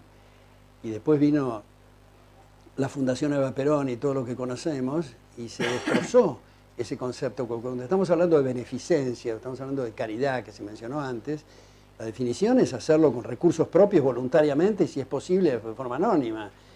Pero, digamos, utilizar la tercera persona del plural y decir nosotros tenemos... No, hay que usar la primera del singular. ¿Yo qué hago? Y eso es lo que se estimula en el caso argentino, de Inglaterra, de Estados Unidos. Todavía hay en pueblos, en el interior, que uno va, unas casas fenomenales que ahora están ocupadas generalmente por burócratas y municipalidades y todo lo demás, pero que eran originalmente montepías, asociaciones de inmigrantes, obras filantrópicas, en fin. Francisco, ¿no? Y después vamos al señor acá, de corbata, que tenía por este lado. ¿Vale? Sí, 1, 2, 3. Y en el medio, entre que pase el micrófono de ahí a ahí, hace la pregunta. ¿Vale? No sé, acá está el micrófono. Sí. Usted habló de 3 grupos: los ideólogos, los oportunistas y yo llamaría el grupo de gente de buena voluntad, no solamente los artistas, sino también la gente común, gente de trabajo, como dijo él. Y por otro lado hablamos de que nuestros conceptos son contraintuitivos. Sí. Si tenemos que ir al tercer grupo, no podemos dejar de pensar que los oportunistas y los ideólogos también están machacando con algo que es más intuitivo, es más fácil de vender. Exacto. Yo lo que veo es una contradicción en el mensaje. Voy a ser yo políticamente incorrecto acá. Está bueno. Porque somos políticamente correctos y los ideólogos y los oportunistas cuentan con ello. Yo creo que hoy alguien como Javier Milei ha roto con ese esquema. ¿Por qué? Porque de algún modo está hablando con los oportunistas y con los ideólogos en tono de enojo, cosa que nosotros no hacemos. Yo lo que creo es que hay una profunda contradicción que tenemos los liberales cuando hablamos con gente que es profundamente malintencionada respecto de lo que está tratando de hacer y la tratamos como si fueran un igual. Y eso es lo que yo creo que ha pegado tanto, es una idea y la comparto para que por favor me dé su opinión. Más allá del show que pueda llegar a ver, hay una cuestión de consistencia respecto de cuando se habla con un diputado, no con cualquier diputado, sino con ciertos personajes que están dentro de esos grupos de los ideólogos y de los oportunistas, donde se manifiesta el enojo. Y eso es algo que yo no he visto en el resto de los liberales, yo creo porque somos políticamente correctos. Y yo creo que hay un punto que hay que romperlo. Esto es una pelea contra esos grupos. Perdón. Bueno, yo creo que ese es un punto interesante, pero a mí me parece, sin perjuicio de tomar nota de lo que está diciendo, que nosotros tendríamos que hacer más esfuerzos y concentrar más energía en el tercer grupo. Esto es a mí, me resulta casi paradójico ver gente de buena voluntad, bien intencionada, honestos intelectuales, que están en la vereda de enfrente. Tenemos que ver, y un aprendizaje recíproco, por ahí tenemos algunos baches y agujeros de cierta gravedad que tenemos que revisar también los liberales.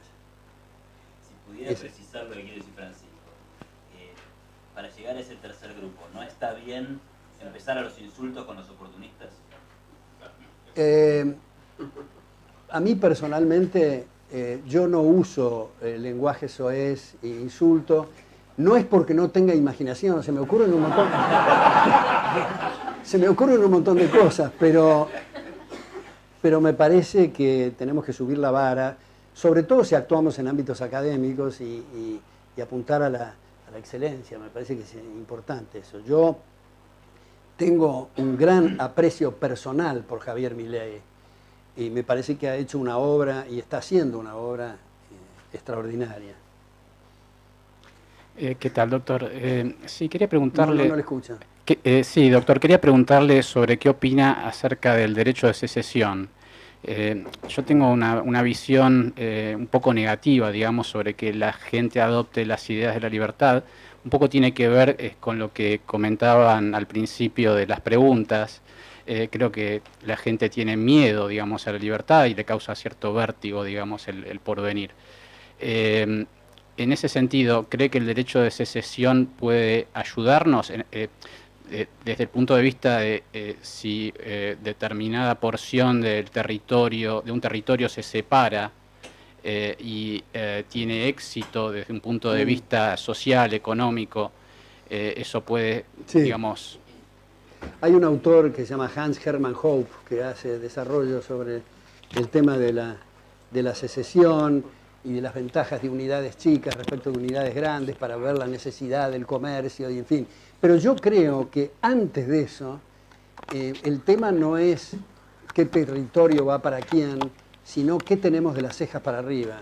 O sea, cuál ese tema que estamos hablando antes de los valores y de principios, ¿no?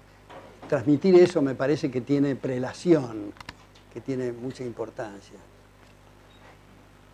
Estamos quedando sin tiempo. Se raja... ¿Ese es Guido? El gran Guido. Bueno. Hola Guido. ¿Cómo estás, viejito? Ricardo Ábalos. Yo a este tipo lo seguí en su embarazo porque la madre me contaba la música que le ponía y todo, así que estoy más enterado que tu marido de cómo iba la cosa. Sí.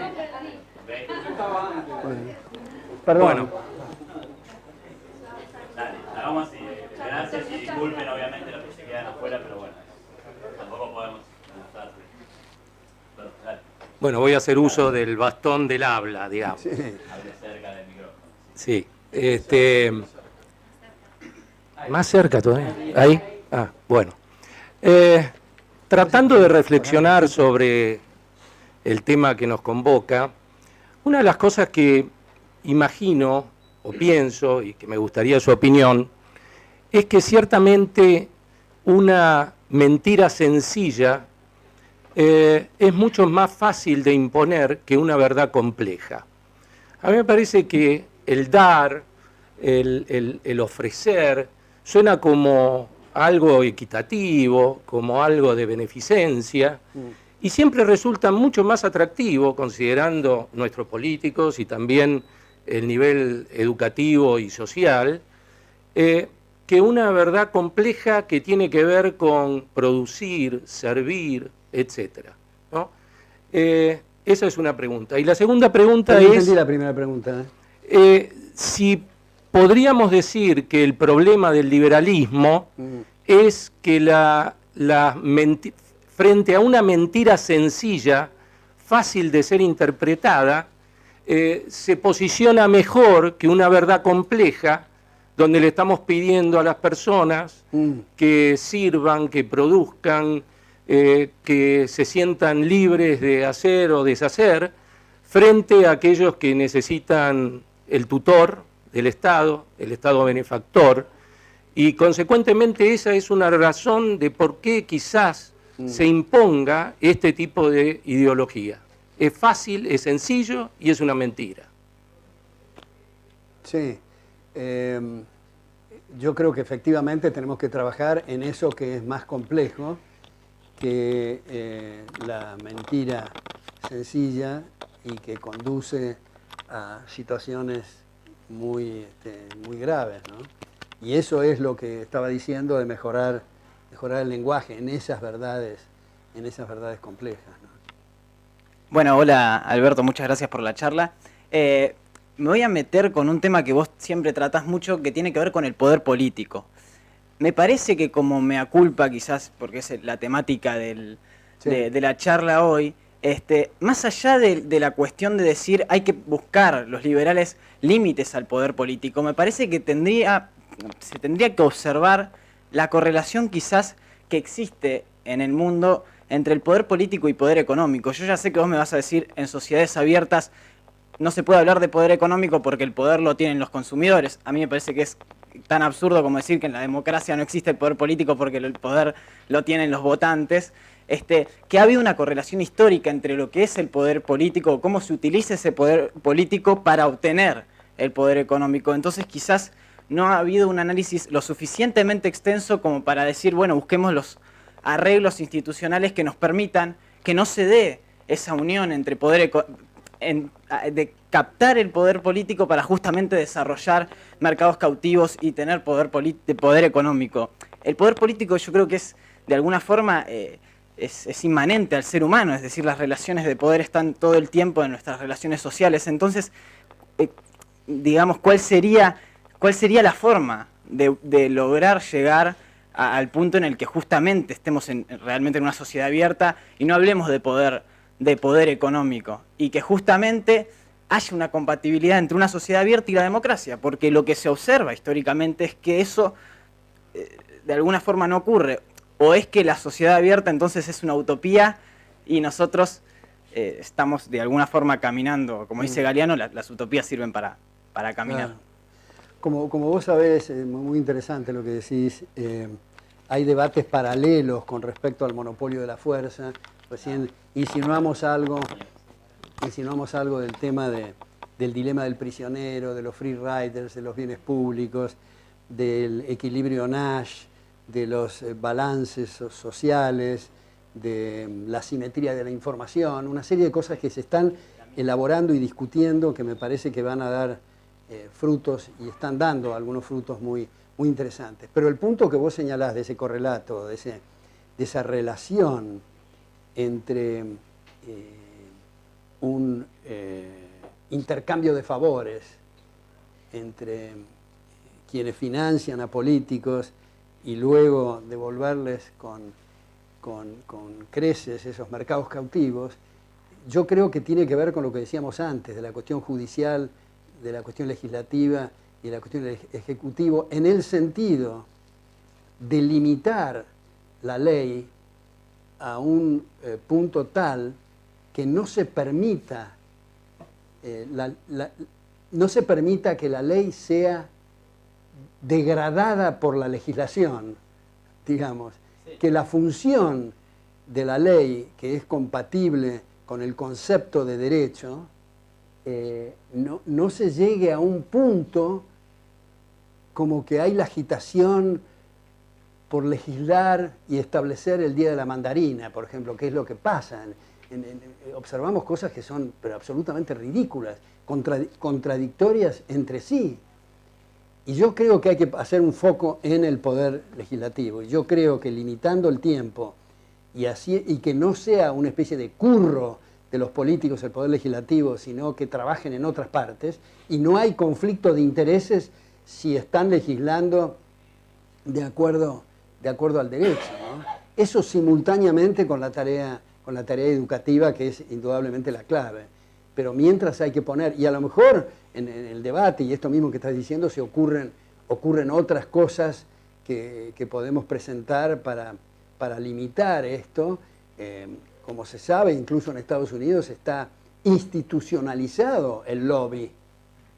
Y el lobby que empezó en la guerra de secesión, digamos, no de secesión porque no quería separarse el sur del norte, no estaban peleando por tener un gobierno distinto los dos aliados, sino querían separarse, digamos, pero el general Grant en el lobby del hotel recibió a estos empresarios y empezó la idea del lobby, en fin, que es algo que habría que cortar de cuajo, digamos, de cualquier.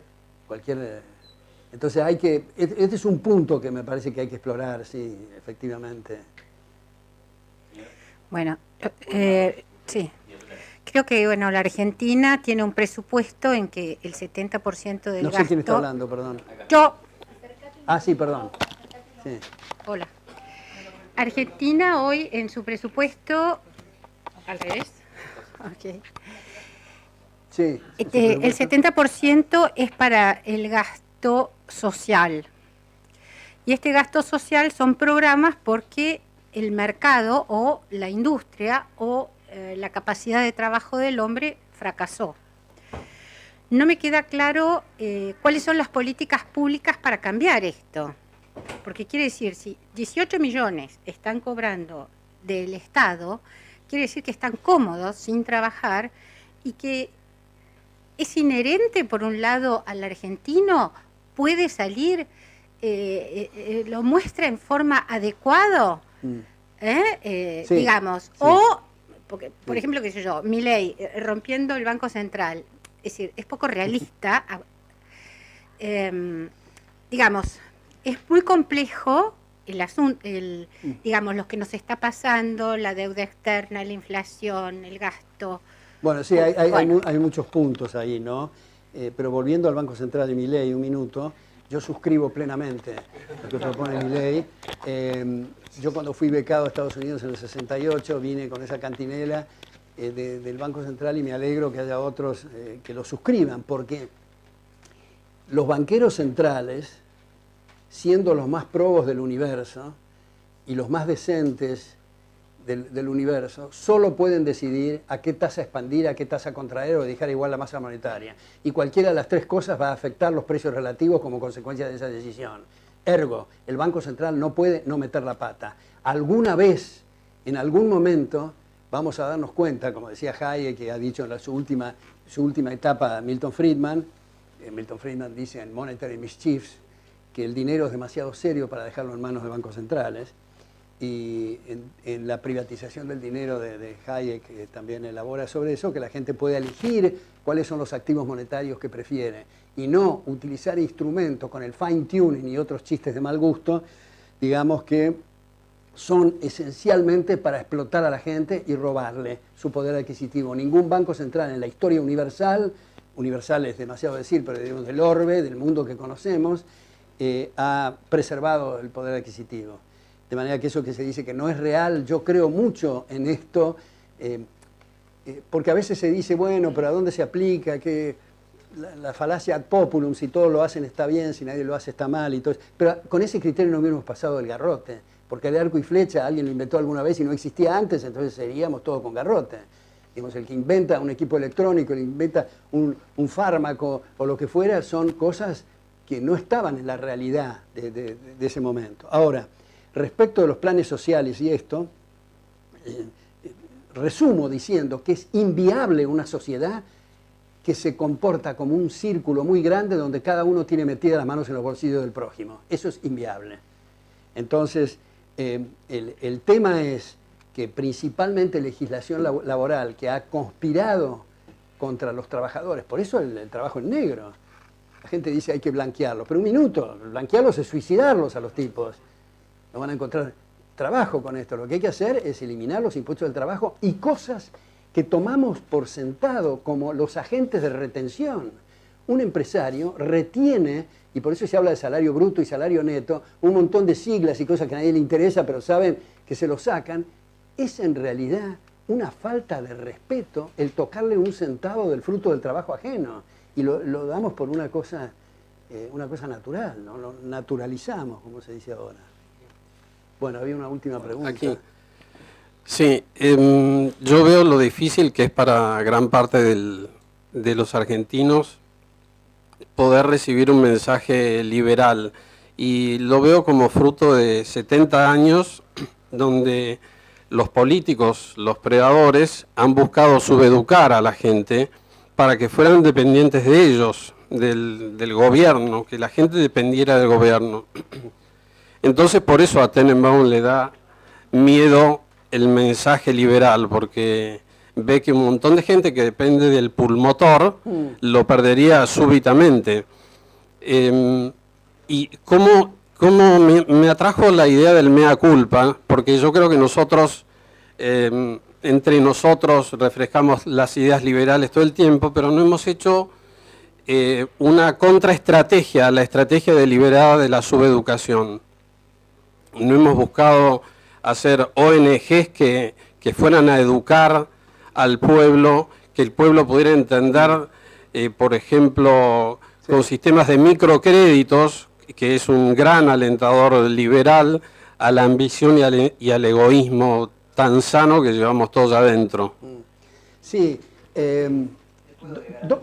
perdón, Iván, dos cosas se me ocurren. Una, a raíz de lo que se dijo recién, si es inherente al argentino, y otro a las instituciones que estaba mencionando recién. Respecto a inherente al argentino, tenemos que recordar que desde la Constitución del 53 hasta el golpe fascista del 30, y mucho más a partir del golpe militar del 43, estábamos a la vanguardia del mundo civilizado.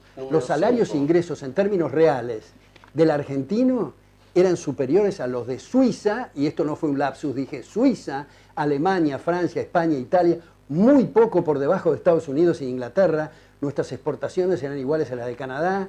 En el centenario, los miembros de la Academia Francesa hicieron un paralelo entre las sesiones de esa corporación académica con lo que tenía lugar en los debates parlamentarios por la versación de los legisladores argentinos. De manera que podemos hacerlo siempre y cuando apliquemos los principios que lograron ese objetivo, que son no de abrirse en el mundo simplemente declamando un documento y firmando otros, sino bajando las vallas de los aranceles para poder hacer intercambios con el mundo y así una serie de otras medidas. Y respecto a las instituciones, bueno, acá está Alejandro Bongiovanni de Fundación Libertad, que es un ejemplo de ese tipo de instituciones que ha hecho y hace un esfuerzo muy grande para difundir y explicar las ideas liberales. Lo mismo la Fundación Federalismo y Libertad de Tucumán, donde voy a ir ahora en septiembre. Lo mismo el Club de la Libertad en Corrientes, Libertad y Progreso en Buenos Aires, que presido ahí el Consejo Académico. La Fundación, la Universidad Aconcagua en Mendoza, algunas cátedras de la Católica en Córdoba.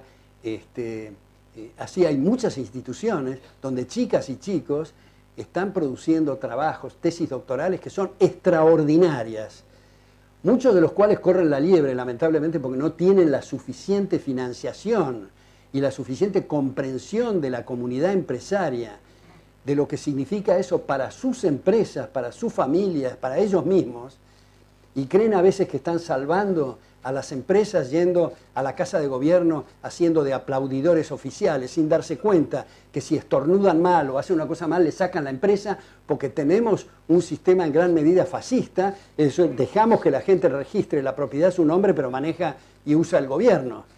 Es mucho más incisivo que el sistema comunista, que dicho sea de paso es más sincero, porque usa y dispone el gobierno directamente, sin este método. Si nosotros analizamos el sistema educativo, los taxis en la ciudad de Buenos Aires, le he dicho muchas veces, el ejercicio de subir un taxi y decir, ¿quién es el dueño de esto? Bueno, yo lo pondría en duda eso, entonces manotea la guantera para mostrar el título de propiedad. No, pero contésteme esto, ¿quién decide su tarifa?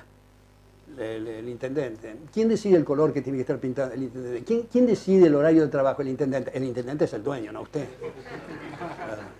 Bueno, muchísimas gracias. Ha sido un gran gusto estar con ustedes.